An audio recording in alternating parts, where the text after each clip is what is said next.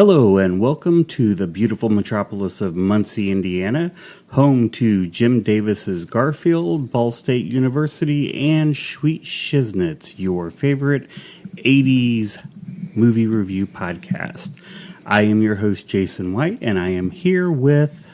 It's also home of the famous Ball brothers who made ball jars. Yes, which have become so popular for people to drink out of. Their favorite things like iced tea and whiskey. It's my turn. People can in those jars. People also are creating things like light fixtures out of ball jars.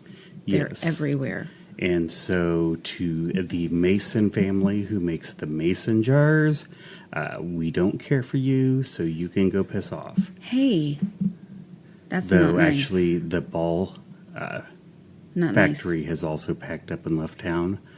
But they are still, their roots are still here. Yes, there are still Ball mansions and the aforementioned Ball State University. And they still donate to Ball State. Well, the Ball brothers are dead, they don't donate. No, their family, they still have family. Did you not know that? They still have family. Okay. I'm Krista White. Yes, this is my lovely co-host and beautiful wife, Krista White, who is here with me for our podcast. And what do we do, Krista? Well, we obviously irritate people by saying piss and stuff. What do you mean? That's what you do. And we also watch movies. Specifically, we don't just watch any movies. We do. We watch lots of movies. Last night we watched the movie Glass, which was the sequel to the movie Switch. And the movie Unbreakable. Switch? I mean Split. Split. It's like Switch, but no, Split. It's Split. However, for this event right now, we watch 80s movies. And then we get on here and we talk about the movie that we recently watched. Yes, and so we watch one every week. Sometimes we do bonus podcasts for split-offs. Now I've got split on the brain. For spin-offs or remakes or sequels to said 80s movies. But today we watched an actual 80s movie. And what movie did we watch this week, Krista? Well, we watched The Burbs. And yes, we watched The Burbs. All Tom Hanks wanted was a quiet vacation at home. This is what I need, Carol. I need this. Welcome to Mayfield Place. A typical street in the Burbs. Morning, Walter!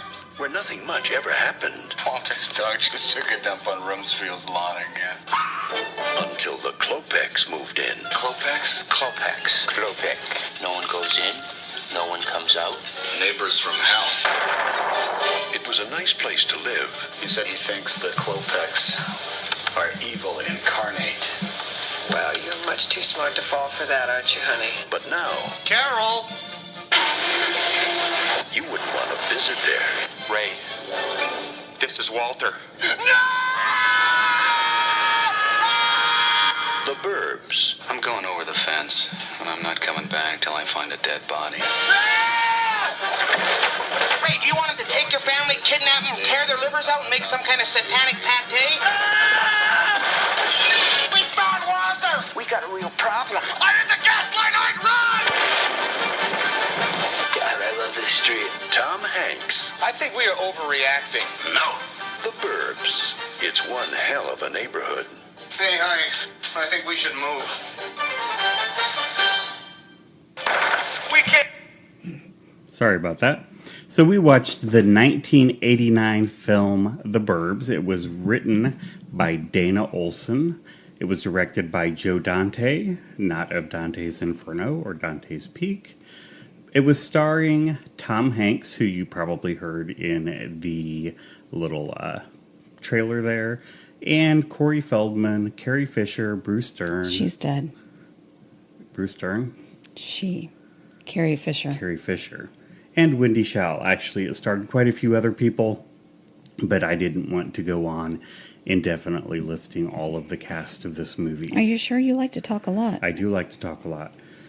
Carrie Fisher is no longer with us. Quite a few of the other people who were in this movie are no longer with us, including both of the the elder Klopeks, their son, nephew, I don't know. You don't know. He's still alive and making movies. Oh, yeah. But the two elder Klopeks are no longer with us. Just the elder Walter Klopeks. is no longer with us. Okay. Corey Feldman is still with us. Because he's not Corey Haim. No, Corey Haim is not with us. So this is our second Tom Hanks movie. It is also our second Corey Feldman movie. They both were pretty big stars in the 80s, made quite a few movies. Corey Feldman is a bit older in this movie than he was in the last movie we covered with him, which was The Goonies. He is a teenager in this movie, maybe even a little older teenager. Apparently has no family. He does. They're just not home. His family never appears in the movie. There is a reference at one point to his parents not being home, but there is no other reference to his parents, who they are, where they are, why they're not there, why he's home alone, and completely unsupervised.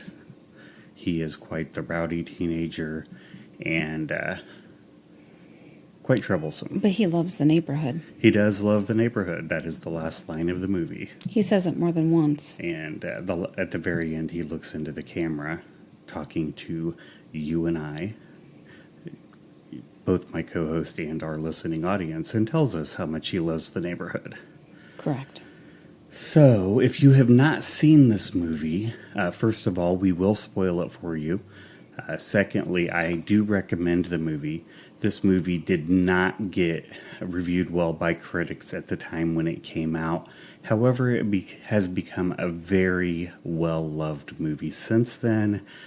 Fans have fallen quite in love with it, and it did very well at the box office at the time, and it has continued to do well since then. So, the movie is about a small suburban neighborhood.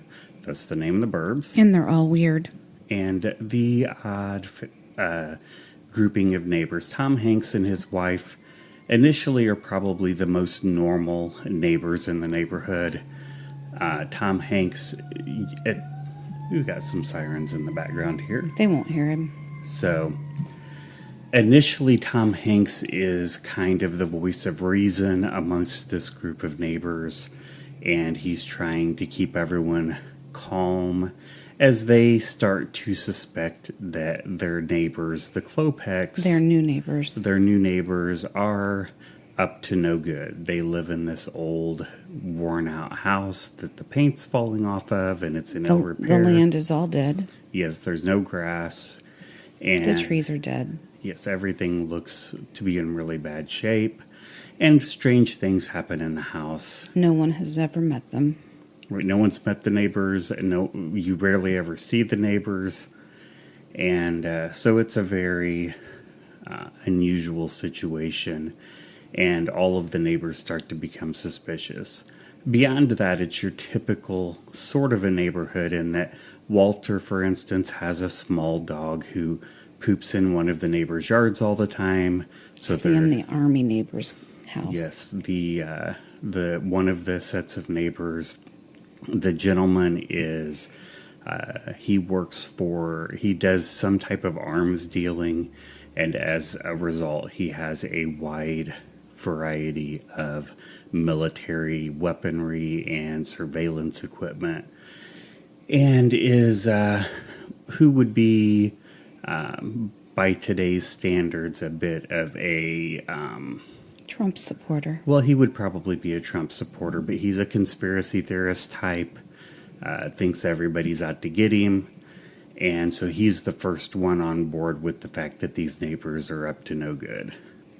His wife is very unfittingly, she's young, blonde, attractive, and he's older, got thin, kind of wiry hair, typically dresses very awkwardly, the shorts with combat boots and a camouflage vest, and the police cop sunglasses all the time, so and fatigues beret.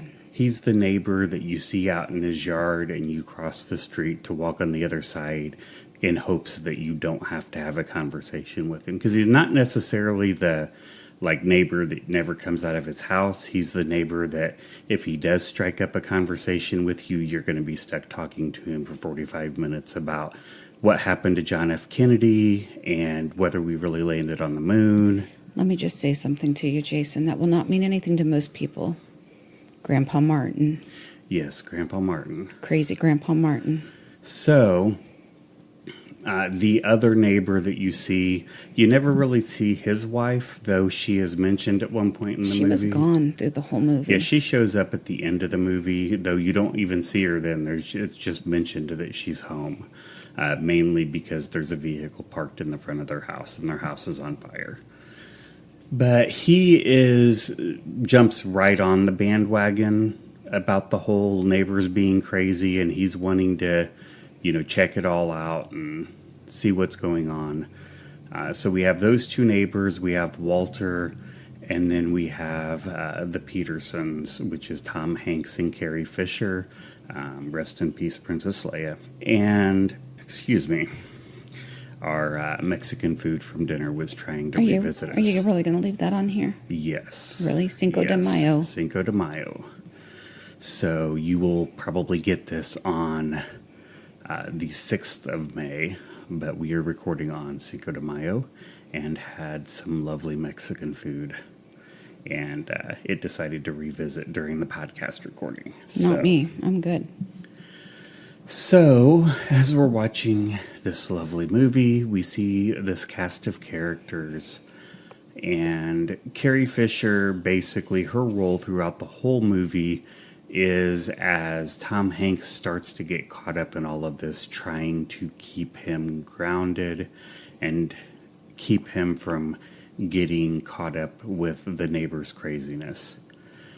It does not work. No, it does not work. He is on vacation, and she wants to take him to the cabin with their son and their dog and to go on vacation, and he would prefer to have vacation there in his pajamas watching TV.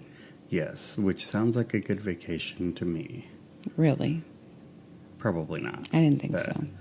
So, the next thing that happens that draws their attention is the fact that Walter's dog is found, and there's no Walter. So they see the dog's dirty. Well, Walter loves his dog. He takes immaculate care of his dog. I would like to say something that you're totally missing. Go ahead. And it's one of my favorite parts in the movie, so you cannot ask me to share this later. One of the first things that happens in the movie is Walter is picking up his newspaper. And they don't have a very good newspaper kid, because the kid, even if they're standing outside, he throws it, or it doesn't really show which is which, I don't think. And the kid either hits their house and slaps it up against the house, or throws it and misses wherever they're standing. So in the very beginning, Walter is bending over to pick his newspaper up, and his dog, his little small poodle, I think it's a poodle, I don't know, it's one of those tiny dogs, has run down the road, and this dog is using the bathroom in, which one is the army guy, in his yard. We'll just call him Billy Ray. Okay. Billy Ray and his wife have not come outside yet, but this little ankle biter has just pooped in their yard. And after Walter stands back up after getting the paper, he looks around and calls for, let's say, Mitzi. That sounds right. That and might here be the dog's Mitzi name. comes running, and Walter says, "Oh, that a girl. They need some fertilizer on their yard anyway. You just gave it to them for free, basically." And Tom Hanks is watching this the whole time. Yeah, and shaking his head. Yes. He doesn't think it's very nice. But he's amused by it, because he So- goes and laughs and tells his wife about it. So Walter and his dog go back in the house, and Billy Ray and his wife, Mrs. Ray, come outside. We'll call her Miley. I don't know. That's horrible. I don't know why she needs to accompany him, but Well, she's young enough to be his daughter, so... Can I go ahead and talk? So she is accompanying him out with the American flag to hang it up on their flagpole is out in the front yard. My husband has been dropping things all day today. I've got the drop seat. He spilled his salsa on the floor. And she comes out and says... And now... Look at my sexy body. Did you know I was in the middle of something? Yeah, I was just adding a little flavor. You were adding flavor to me telling them about everything you've spilled? Yes. No. He just spilled water on his computer.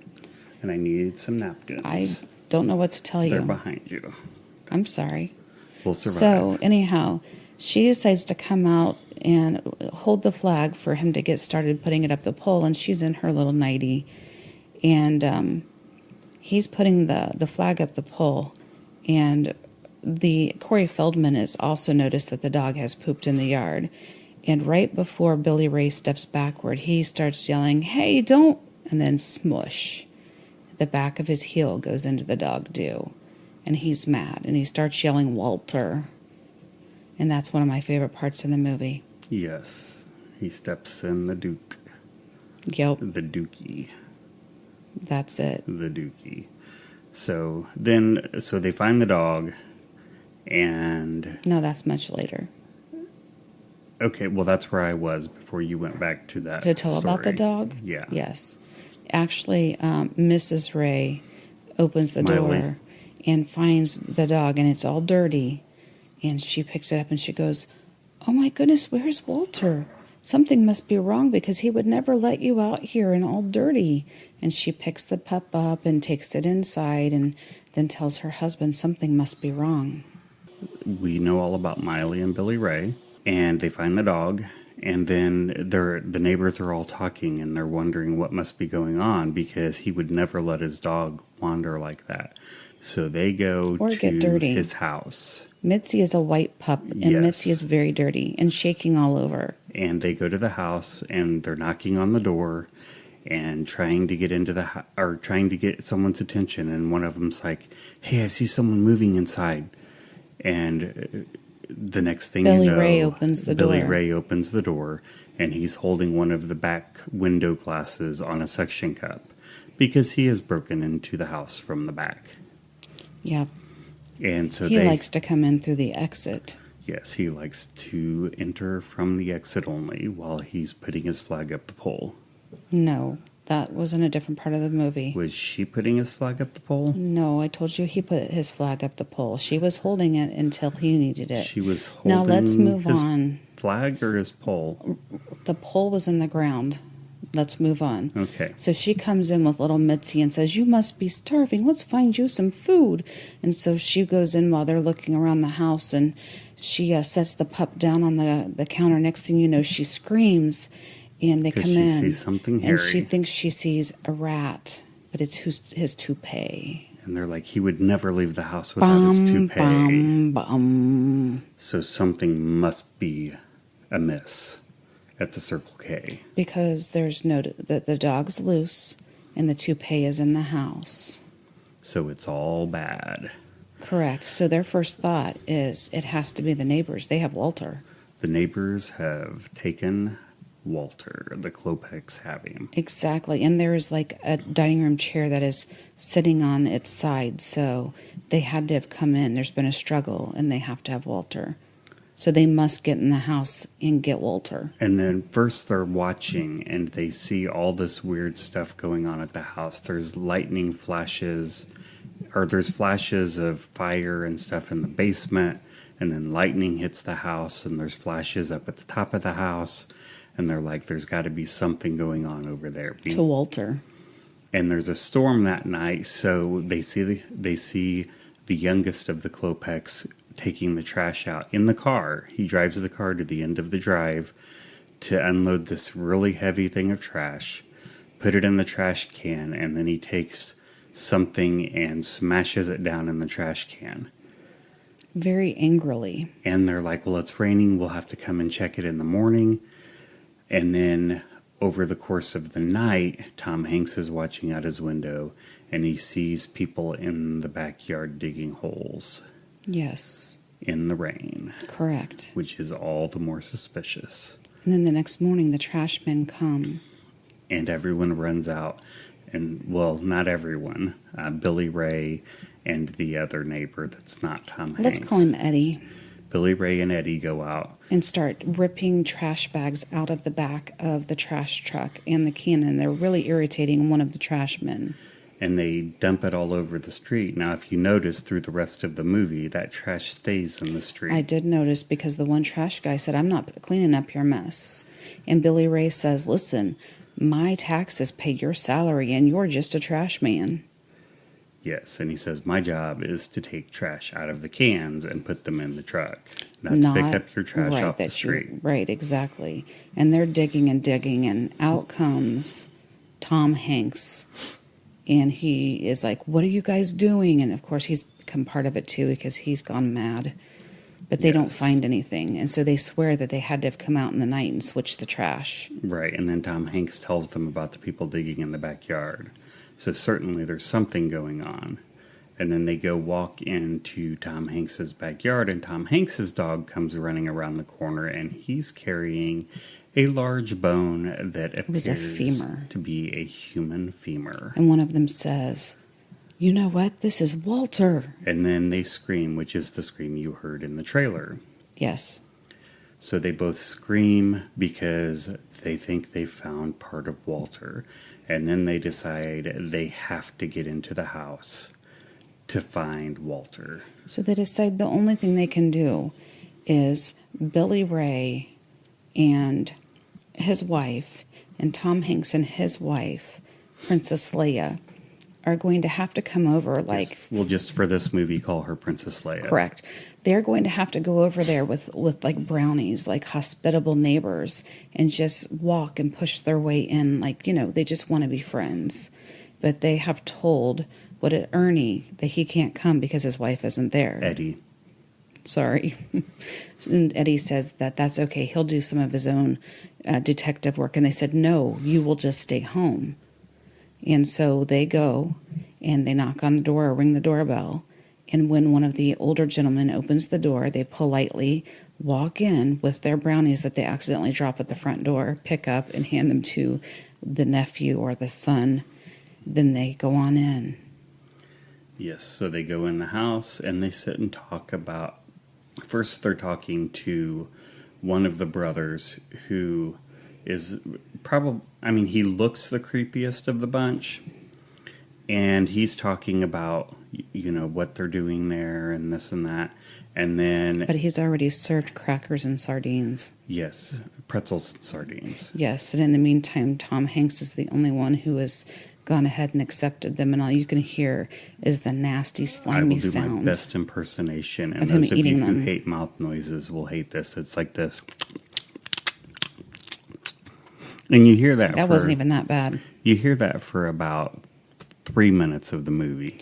Yeah, the gushy, slimy, chewy sounds, they were horrible. And he's the only one who would eat them, but somebody had to be nice. Yes, and so they're sitting there, and then he starts talking about the work that his brother does. His brother's a doctor, and then his brother comes out. And his brother is more the, like, evil mad scientist, creepy looking. And in the meantime, though, Eddie has climbed over the back fence into the backyard to start seeing what he can find, even though he was specifically told to stay home. Yes, he falls over the back fence. Correct. And he ends up climbing up a pole. Is that at this point in the movie, No. or is that later? No, that's later. There was no poles there. Okay. You can stop looking at your soundboard. I'm not looking at my soundboard. Oh, I can see you looking at your soundboard. So, you know what's really freaky is when we do our podcast, the whole time Jason stares at me. It is really freaky. Excellent! The only time he does not look at me is if he looks down at his soundboard, but no matter what he's saying, he looks right at me. I can close my eyes for a moment and sit back, and when I open them, he's staring right at me the entire time. There are two people in this room, me and you. So there aren't a lot of things for me to look at. But our room is big, and you could look at anything. But what else would I look at? You could look out the window. There's a lot of traffic. There's a fence. A lot of traffic. There's a fence. But you stare right at me. Right. That's the thing to stare at. You're just a little weird. So, anyhow, we're back to them talking about what they do, and they're being very, what is the word? Mysterious. Yes. Not specific. Vague. Yes. They're vague booking. Vague booking? Yes, that's when you type something on Facebook about, I've got something going on in my life. I'd like everyone to, give us their thoughts and prayers. I can't really share exactly what's going on. But it's bad. It's bad. And just be praying for my sister because she's got some drama going on. I can't really share the details. But that's it. So- But something's going to happen tomorrow, like at 11 o'clock, and I can't tell you what it is, but I just need you to know it's really bad, and I need you to pray about it. Yeah, just pray about it. Cindy, you know Cindy, but nobody but Cindy can know.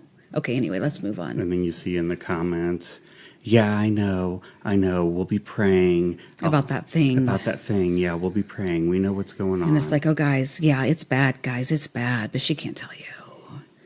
Let's move on, though. So weird stuff, yeah, weird stuff. And I'm like, piss off, Cindy. Stop saying piss. That's twice now. So I forget where we are. He's in the backyard. And Yeah. then I think when the doctor opens the door, his huge dog comes out. It's a Marmaduke. Yes. Some people call them Great Danes. And someone says, I didn't know you had a horse. Yes. And then the dog all of a sudden goes out the door, the dog door into the backyard and And the takes dog off. says,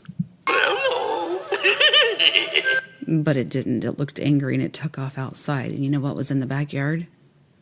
Eddie, looking for whatever had been buried. right. But that's what Great Danes say. Okay. The I point was, Watched lots of shows as a kid about a Great Dane. And he The would kid say about? that. When I was a kid, I watched a show about a Great Dane. And he you would talked say a lot that. about food and Scooby snacks. Yeah. The point is, again, Eddie is in the backyard and he's not supposed to be. And now this horse of a dog has gone through the doggy door. And he's going to go after Eddie. Yes? Yes. Okay. So, now where are we? The families are talking inside. I'm trying to remember.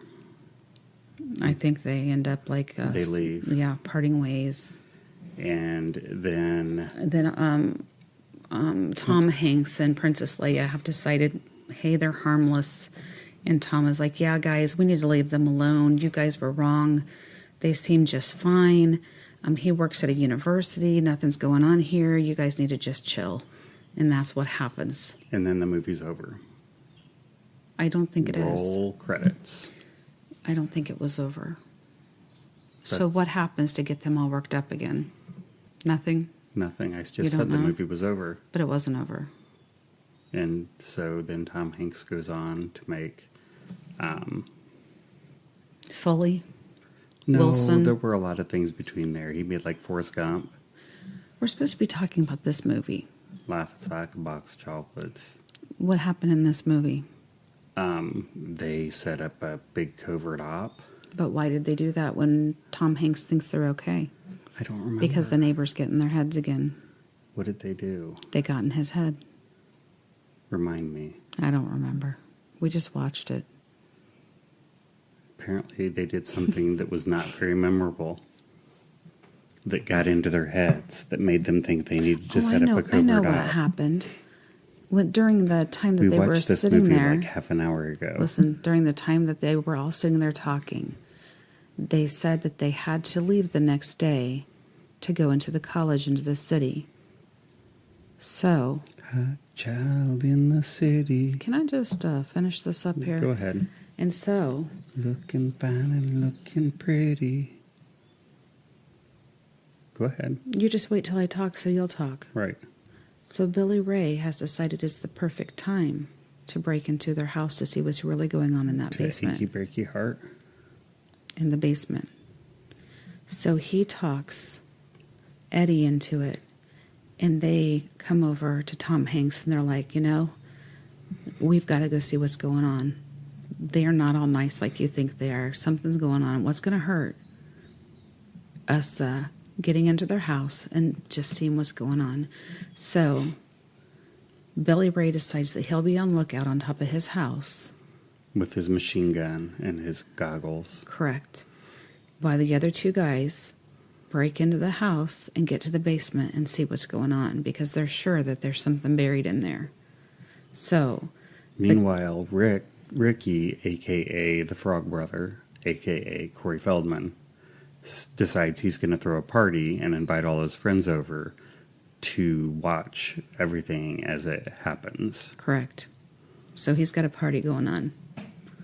And in the meantime, they get into the house and they get into the basement and they see this absolutely huge furnace. And it goes up to like 5,000 degrees. And they're like, what could you possibly need a furnace that goes up to 5,000 degrees and for? they go ahead and turn it on. And in the meantime, then, all these sparks and things can be seen from outside. And Corey Feldman's like, it's starting, guys, it's starting. Who wants a beer? I'm going to order pizza. So he doesn't say he's going to order pizza at first because his friends are like, we're going to go to McDonald's later.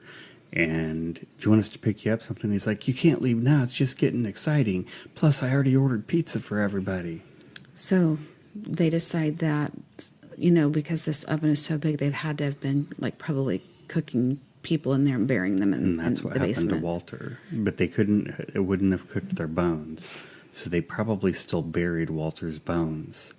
So there's a shovel down there, and they're going to dig him up. Well, and the dirt looks fresh, so they start digging and digging and digging. And in the meantime, they show Corey Feldman's party, more and more people getting there, and him telling them things to keep them excited, to keep them to stay. He's like, it's going to get crazier. You guys don't understand. This place is great. And in the meantime, Billy Ray up on the roof. What does he do when he falls? Something happened that he fell off his roof. Someone slammed his front door. Yeah, and he slides down the roof and lands in the yard, and his gun goes off and shoots through someone's window, of their car window. And then all the kids are super excited again, like that was the coolest thing. Well, as all this is still going down, he gets back up on the roof, and all this is still happening. The Klopeks pull in, or are starting to pull into the neighborhood, and they see something going on in their basement. So they start to back out. Yeah, so they leave. And in the meantime, you see another car pull into the neighborhood, and they pull up to Walter's house. And Walter Everybody gets stops out. and looks. And the younger lady is helping Walter get out. And he doesn't have his toupee on. No. And then, meanwhile, they're digging and they hit something metal and they think that it's the box that Walter's bones are in. So they're really excited. And Eddie comes running out to tell Billy Ray that they found it, that they found the box that Walter's bones were in. But in the meantime, Billy Ray has seen... Walter has started to come up to the house. And Billy Ray sees him and he's like... But there's Walter. Yeah, and so he's yelling at him. And the cops are starting to show up with the people that you remember their names and I don't. The Klopeks? The Klopeks, Heck yeah. yes. And so Tom Hanks realizes that the metal that they hit was the gas line, and he pops it and gas starts leaking out. Well, they've already lit the furnace. Yes. And so he yells to Eddie, tell everybody to get out. I've hit a gas line. Eddie ran back in to get him to let him know that Walter was home and they've got a problem. And he yells at him that he hit the gas line. So they go running, and Eddie gets out right as the house explodes. And the Klopeks with the police are pulling back into the neighborhood while Eddie has yelled at Ricky, a.k.a. Corey Feldman, to stop them or to stall them. He tries to stall the Klopeks. They drive around him, so he jumps on the hood of the police car. While he's on the hood of the police car, the house explodes. It does. And Eddie's running out of the house. Well, then they don't know what happened to Tom Hanks. So you see parts of the house flying, and a part of the lightning rod that was in the roof of the house hits. It goes through the hood of the police car. Right. And then a little bit later, somebody says, I see something moving inside. And out comes Tom Hanks, who looks basically half dead. Yes, he's all burnt, his eyes swollen. His hair's all over the place. He's got like a big section of his hair that's burnt off. And so he's coming out. His wife is getting home. She's pulling into the neighborhood and sees all the lights, and she's like, what now? Because she knows that her husband and the neighbors have been doing something stupid stuff. So they get there, and she sees the neighbor's house on fire, and she's like,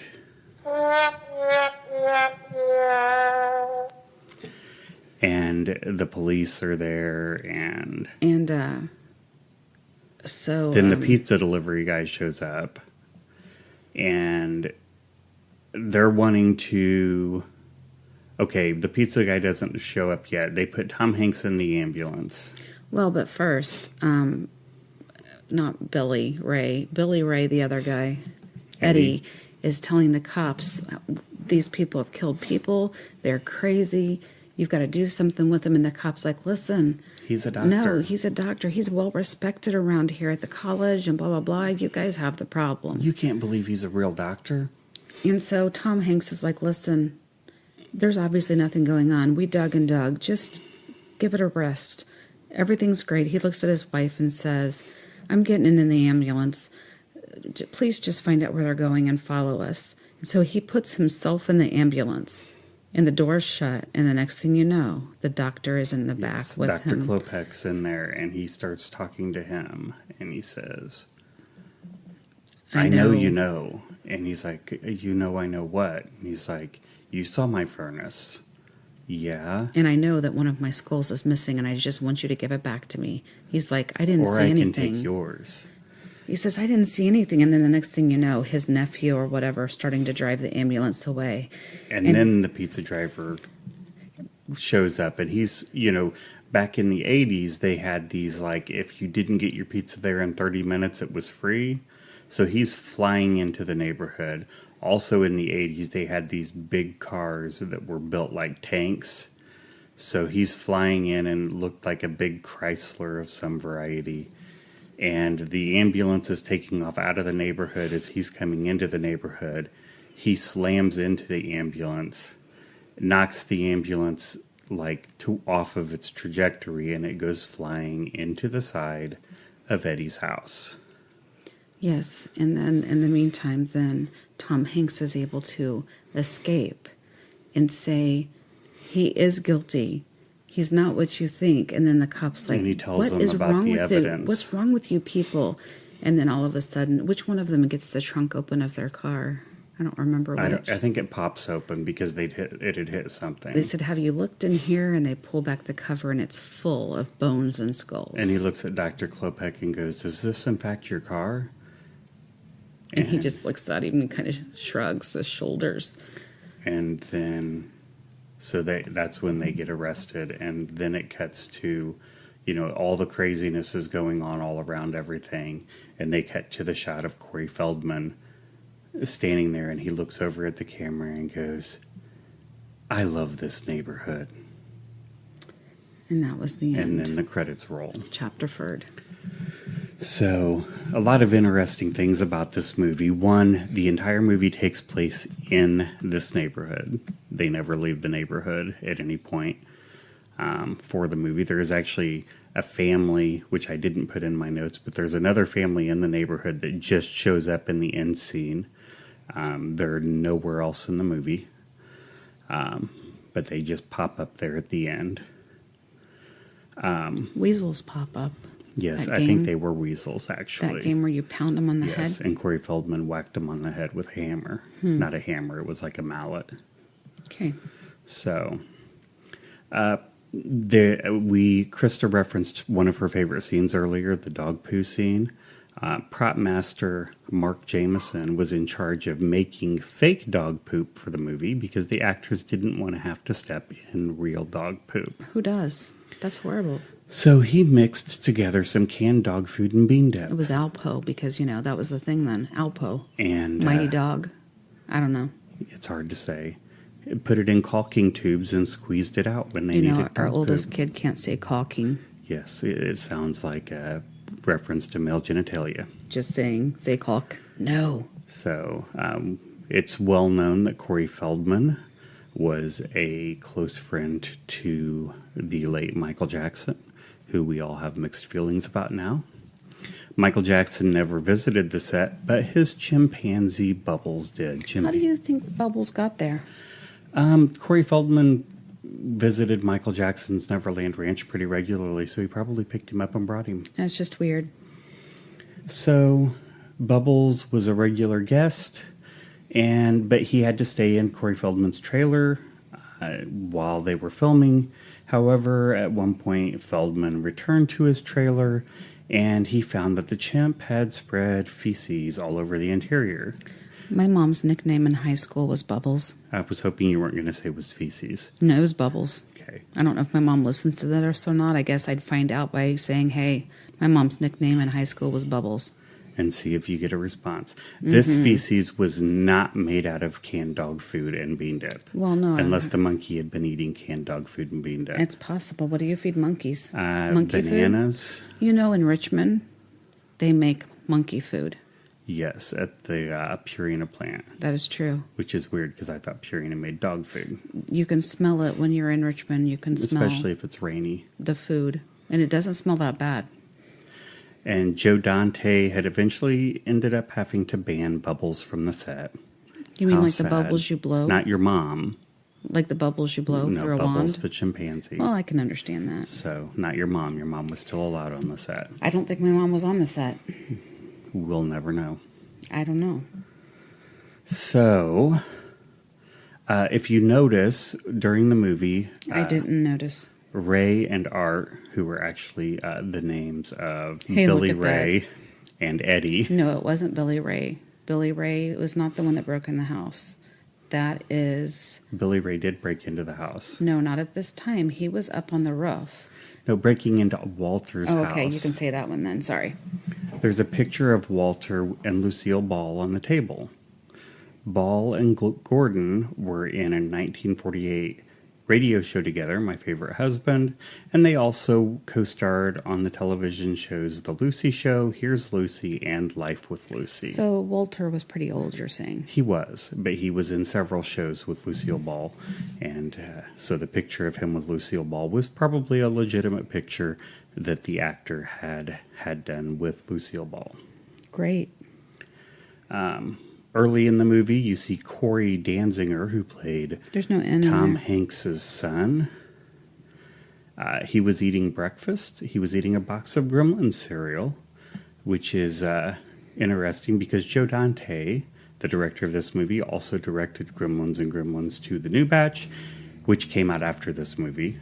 Corey Feldman was in Gremlins. That's just wonderful. So some product placement for promoting his own movies. You know, at the very beginning of the movie, when the camera starts to pan down the street, a street sign appears, Mayfield Place. Plus, you can hear them talking about Mayfield Place in the opening. Yes. Yes. Mayfield was the town where the Cleavers lived in Leave It to Beaver in 1957. The movie was filmed on the same lot. Yes. Crazy. Speaking of the movie being filmed on the same lot, the house where Ricky Butler or Corey Feldman lived was previously the house of the Munsters in the TV show The Munsters. It's probably why you don't get a really good look at it because it would be a very recognizable house. The house and the neighborhood was also the setting for the show Desperate Housewives. I have not watched that. I have not either, but I have seen that bit of trivia before that one of the main houses in Desperate Housewives was the Munster house. That's so trivial. They did a little bit of modification to it so that it didn't look, like a spooky haunted house. Okay. So, we've already touched on one of your favorite scenes. Did you have any other favorite scenes in the movie? Favorite scenes. Well, when Tom Hanks walks out from the house that's exploded, that's a pretty funny scene because he looks like he's crazy and he's half dead. I mean, let's be honest, he shouldn't have survived. No, I mean, fortunately, these movies are not required to be realistic. The whole, neighbors killing people and burying them is probably not super realistic. It's probably happened. Though I did read that the movie was based on one of the producers, an actual family. I mean, loosely based. It was a family in their neighborhood that they never saw come out of their house and nobody ever spoke with. Not to say that that family murdered people. We don't know.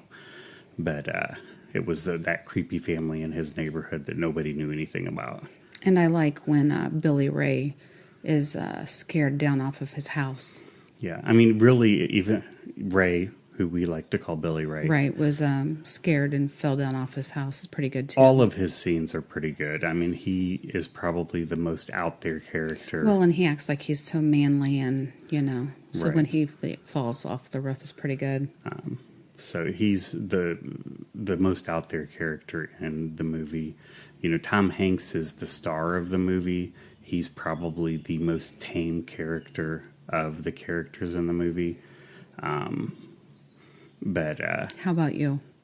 I liked really all of the scenes with Billy Ray in them because he is just a character. Though Eddie's quite the character too when he gets electrocuted on the telephone pole, which we somehow missed, and We then did he miss falls that one. onto the shed. Yeah. That's pretty funny. And then later he When goes... he's touching his fillings with his finger going, ooh, my fillings Yeah. are very hot, and you hear him sizzle. And then later they're going to try and get into the house, and he goes to get out his wallet to get his credit card out, and all of his credit cards are melted together. Mm-hmm. So, I mean, that's all pretty hilarious. It's pretty good. So, I mean, this is a really well-made movie, which I guess we can jump to our ratings, our reviews at this point. We can. We review movies out of shiznits. We rate them between 1 and 5 shiznits. A 1 shiznit rating is a movie that you hate, a movie that you maybe would wish upon your worst enemy, but no one else. A movie that I don't know who my worst enemy is. that for all practical purposes you wish didn't exist. A 5 shiznits movie would be a movie you absolutely loved, a movie that you would want to watch over and over again, perhaps every day, that you would enshrine into your movie hall of fame. So how many shiznits would you give this movie, Krista? I suppose I would give this movie 4 shiznits. 4 shiznits. And why would you give this 4 shiznits? Well, probably because it's a pretty good movie. It's funny. It's a little mysterious, and I've already watched it quite a few times. The last time we watched it was with our kids. But it's not my all-time favorite movie in the world, so I won't give it 5, but obviously it's still up there. How about you? I'm going to agree with you and give this 4 shiznits. I think this is the first time since we've been reviewing movies that we've agreed on a rating. I think this is a really good movie. Not in my top 10 80s movies, but definitely one that I would watch repeatedly. Definitely one that if I were hanging out at someone's house and they were like, hey man, I want to watch The Burbs, I would have no arguments and I would watch it again. So we will move on to some critics reviews. Why don't you go ahead and give us our first critics review? First off, we have a review from the beloved Roger Ebert.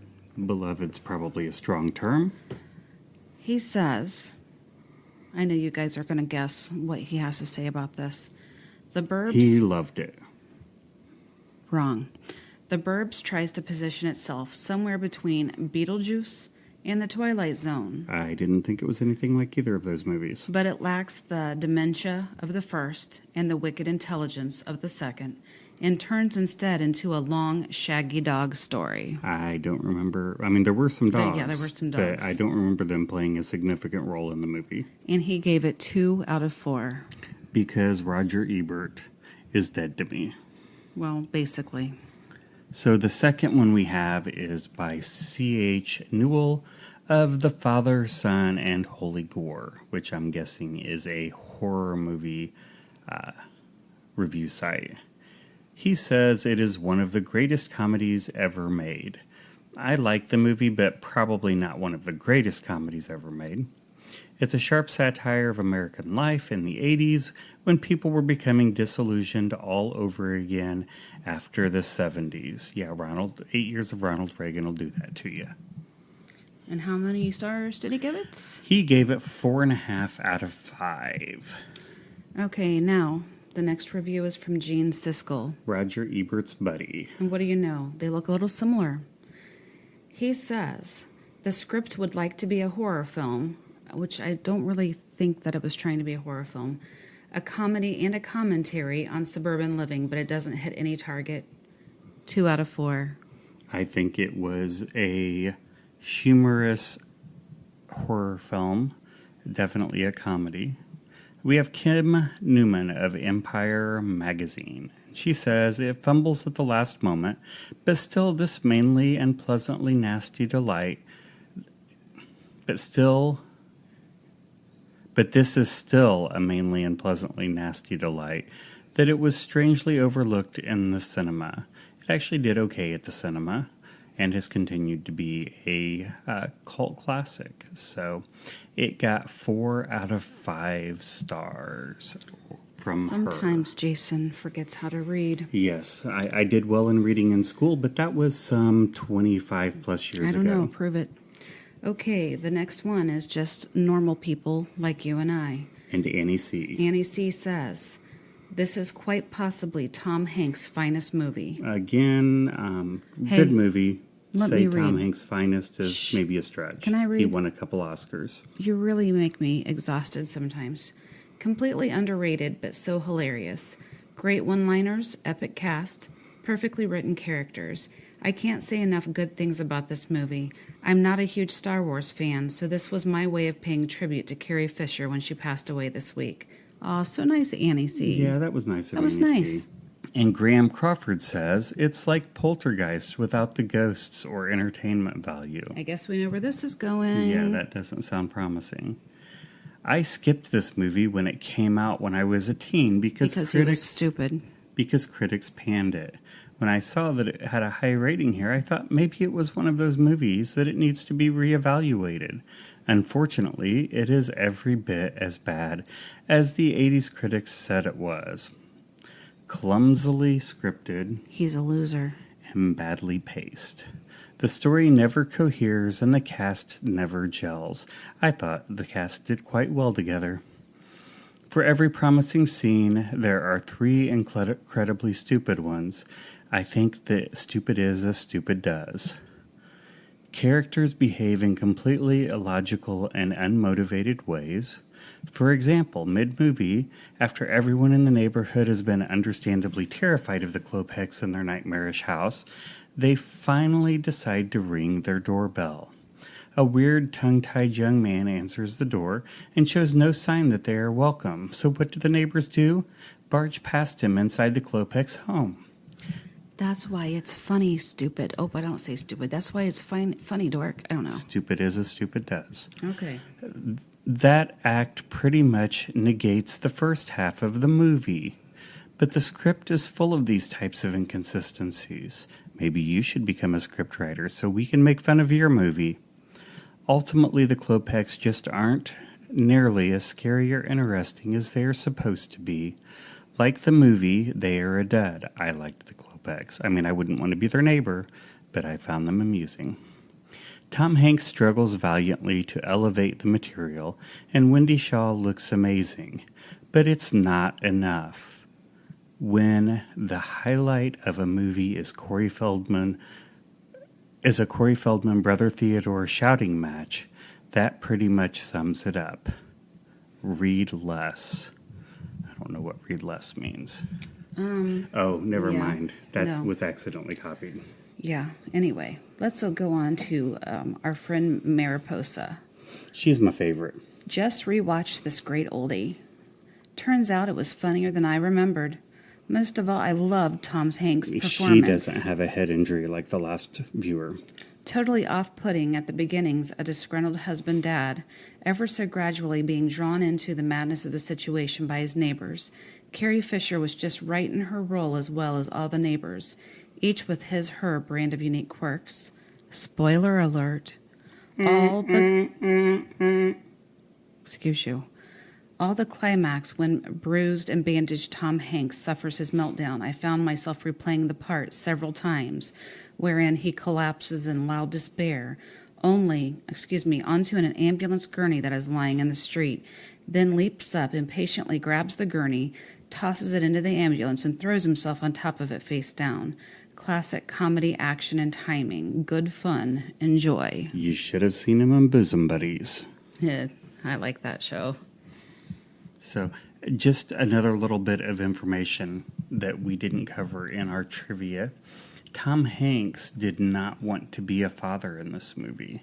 He actually petitioned strongly to have the child character removed from the movie because he was afraid that playing a father would have him typecast and that he would no longer get the roles of the young, debonair single guy, and he would start being cast as the father. You know, Tom Hanks, who is now considered like America's dad.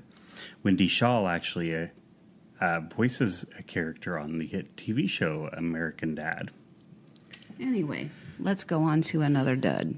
Former NFL coach Wade Phillips says, hate it.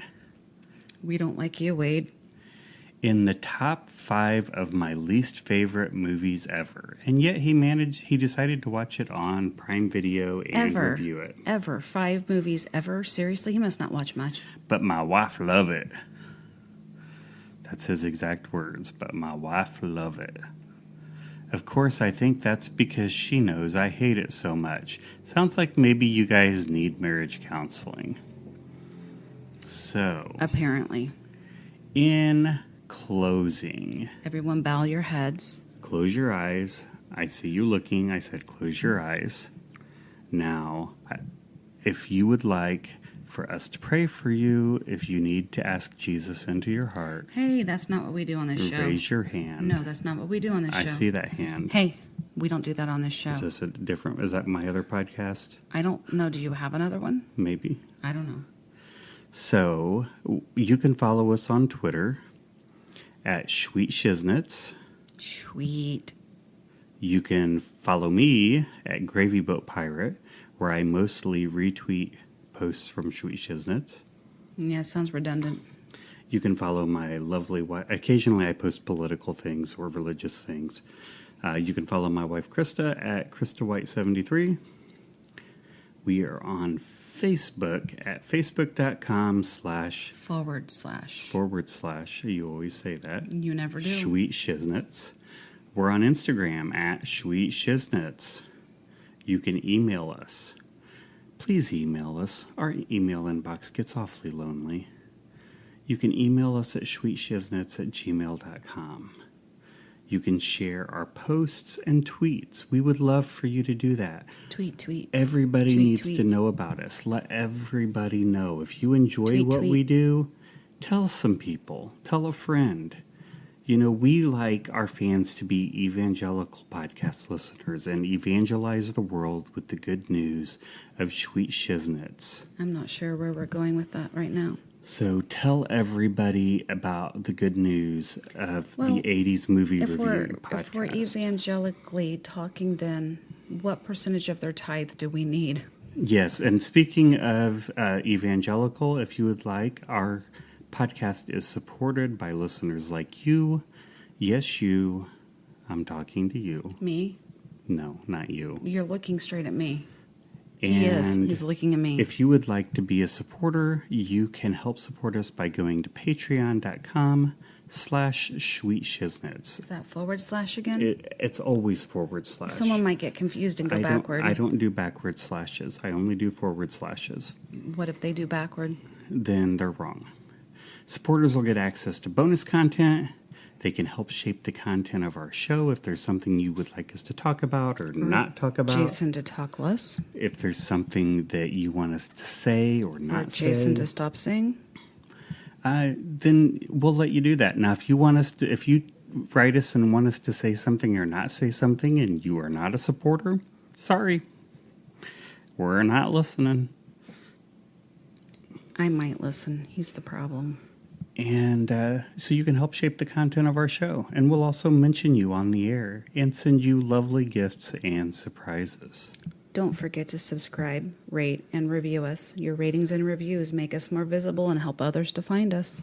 And you can find us on iTunes, Google Podcasts, Spotify, Stitcher, TuneIn Radio, or anywhere else that quality podcasts or crappy podcasts or any podcasts are found. If there are podcasts there, we're there. Even on YouTube, you can find us there. So, that is all for this week's podcast. Until next week, we will talk to you later. And Happy Cinco de Mayo. If you happen to make it to Muncie, maybe we'll see you. Who knows? Later.